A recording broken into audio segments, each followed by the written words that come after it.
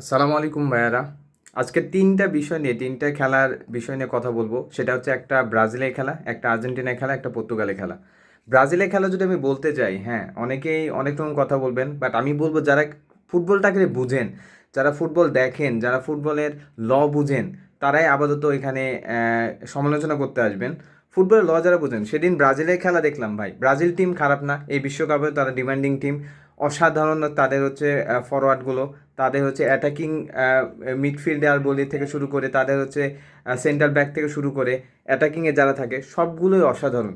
কিন্তু ব্রাজিলের খেলা দেখে আমার যে ছোট মস্তিষ্ক, আমি যেটুক ফুটবল বুঝি, আমি একটা জিনিস ভাইয়া লজিক করলাম।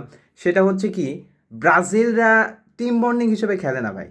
টিম বন্ডিং হিসেবে তারা মোটেও খেলে নাই। সেইখানে আমরা বারবার দেখেছি, রাফিনা বল যখন রাইট উইঙ্গারে বল পাচ্ছিলেন, তিনি নিজে কাট আউট করতেছিলেন। যখন হচ্ছে ভিনি বল পাচ্ছিলেন, ভিনি তো বল ছাড়তেছিলেন না, তিনি নিজেই খেলতেছিলেন। মনে হচ্ছে যে মিডফিল্ডে যারা আছে, যারা ফরওয়ার্ডে আছে, যারা অপোজিট উইঙ্গারে আছে, তাদেরকে বল দিতে হবে, এই মেন্টালিটি তাদের নাই ভাই। তারা হচ্ছে সম্পূর্ণ নিজের হয়ে খেলতেছিলেন। আমার মনে হচ্ছিল এটা একটা হাস্যকথা হয়ে যায়। তারপরে আমি বলতেছিলাম, ব্রাজিলের খেলোয়াড়দের দেখে আমার মনে হচ্ছিল এখানেও রিয়াল মাদ্রিদ বার্সেলোনা খেলা হচ্ছে। আমি বারবার দেখতেছিলাম যে ভিনি চাইলেই কিন্তু একটা লফটেড পাস দিয়ে রাফিনাকে ফাঁকা থাকতে রাফিনাকে দিতে পারতেন, বাট তিনি বলই দিচ্ছিলেন না। হ্যাঁ, ভিনি একটা গোল করছে, এই জন্য আপনারা তাকে গ্রেটনেসে নিয়ে যাচ্ছেন ভাই। সে 10টা চান্স ক্রিয়েট করে একটা গোল করবেই, বাট সে 10টা চান্সের জায়গায় যদি সে ইজি না হয়ে সে 5টা যদি আবার অন্যদেরকে খেলাইতো, অবভিয়াসলি সেখানে গোল পেতে পারতো। তো আমি ব্রাজিল টিমে সেরকম টিম কম্বিনেশন দেখতে পাচ্ছি না। হ্যাঁ, আঞ্চলিক ইজ দ্য লেজেন্ড, সে চাইলে এটা চেঞ্জ করে দিতে পারে, then Brazil team is better. But এখন পর্যন্ত আমি সেই টিম কম্বিনেশন বা টিম কিন্তু দেখতে পাই নাই। নেক্সট আমি আজ পর্তুগালে খেলায় আমরা কি বুঝলাম? রোনালদোকে বলই দিচ্ছে না ভাই। আপনি কখন একটা প্লেয়ারকে বল দিবেন না? রোনালদো যে ডিজাস্টারগুলো করছে, তার লাস্ট 1 বছরে আল নাসেরের হয়ে যে খেলছে, পুরোটাই ভাই সে নিজে গোল করতে চায়, অন্যকে দিয়ে যে গোল করানো যায়, একজন সেন্ট্রাল ফরওয়ার্ড যে অন্যকে দিয়ে গোল করাইতে পারে, সেই মেন্টালিটিই নাই। আমি দেখছিলাম বারবার তাকে বল দিচ্ছিল, সে বারবার মিস করতেছিল। বিষয়টা হচ্ছে এটাই, যে আপনার যখন টিম বন্ডিং ঠিক না হবে, আপনার টিম তখন অনেক ভালো হওয়া সত্ত্বেও কিন্তু সেই টিমটা ফুটে উঠবে না। আপনি এবার ওয়ার্ল্ড কাপের সবচাইতে বেস্ট মিডফিল্ডার হচ্ছে পর্তুগালের, যেখানে মানে ডিস্ট্রয় করে যাওয়ার মতো প্লেয়ার রয়েছে, তারপরে আপনি রোনালদো সেই সেন্টার ফরওয়ার্ড হিসেবে কী জন্য মিডফিল্ডারের কাছ থেকে বল পাবেন না? আর একটা বিষয় আমি দেখতেছিলাম, যেটা হয়তো যারা ফুটবল বুঝেন তারা এটা লক্ষ্য করবেন, বা ফুটবল যারা বুঝেন তারা এটা লক্ষ্য করছেন, রোনালদো কন্টিনিউয়াসলি তিনি অফসাইড পজিশনে থাকতেছিলেন। কেন তাকে বল দিচ্ছিল না? তিনি কন্টিনিউয়াসলি অফসাইড পজিশনে থাকতেছিলেন।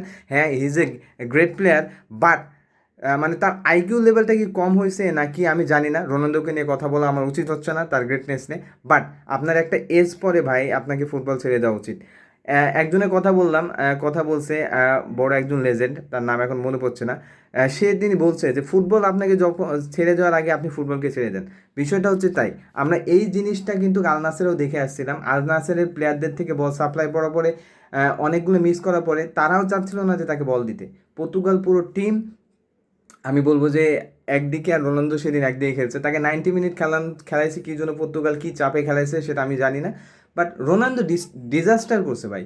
আপনি একটা প্লেয়ার যখন ফর্মে থাকবে না, একটা প্লেয়ার যখন ভালো খেলবে না, তাকে উঠাই নেন ভাই, সে যত বড়ই প্লেয়ার হোক।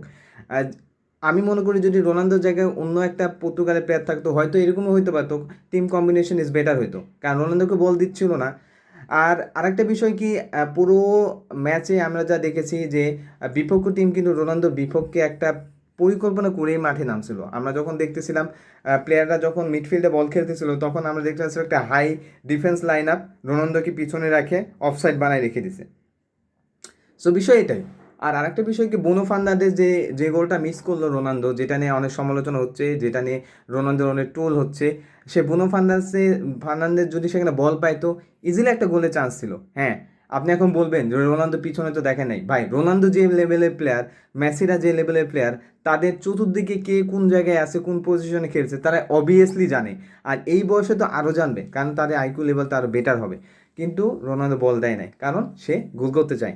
সে চায় না যে তার টিম গোল করুক, সে চায় আমি নিজে গোল করি, আমার নিজের গ্রেটনেসটা শো করি। তো বিষয় হচ্ছে এটাই ভাই, টিম কম্বিনেশন যদি না থাকে, আপনার টিমের প্রতি যদি বিলিভ না থাকে, একটা প্লেয়ার দিয়ে কোনো ম্যাচ জয় লাভ করা পসিবল না।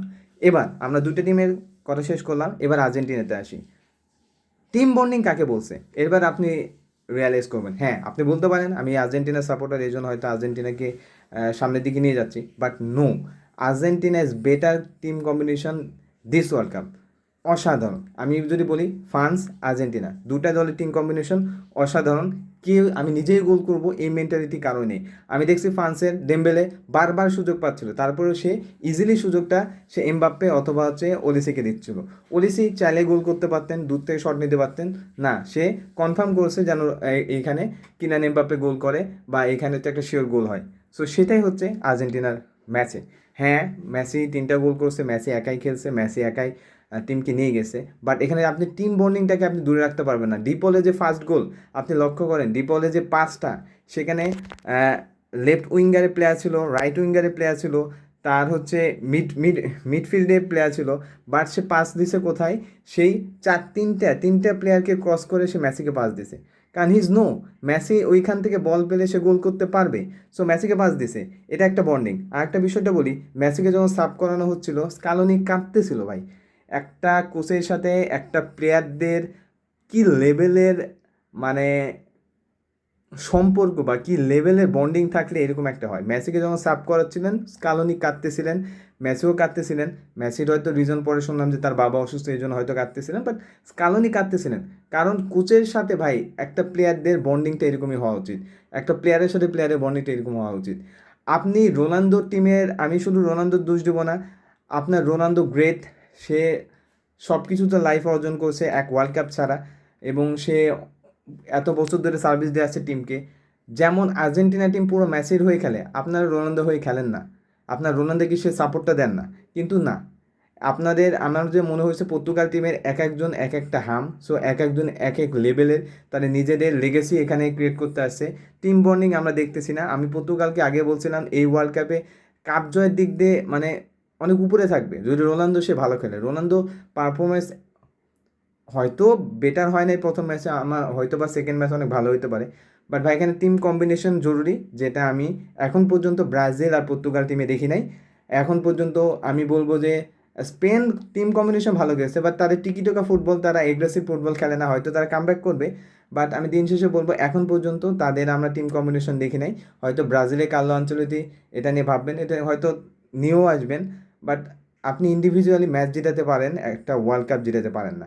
সো এখানে ইন্ডিভিজুয়ালি খেলা হচ্ছে ব্রাজিল এবং পর্তুগালের টিমে, যেটা হচ্ছে আর্জেন্টিনা টিমে পুরো ম্যাচের জন্য আর্জেন্টিনা খেলে।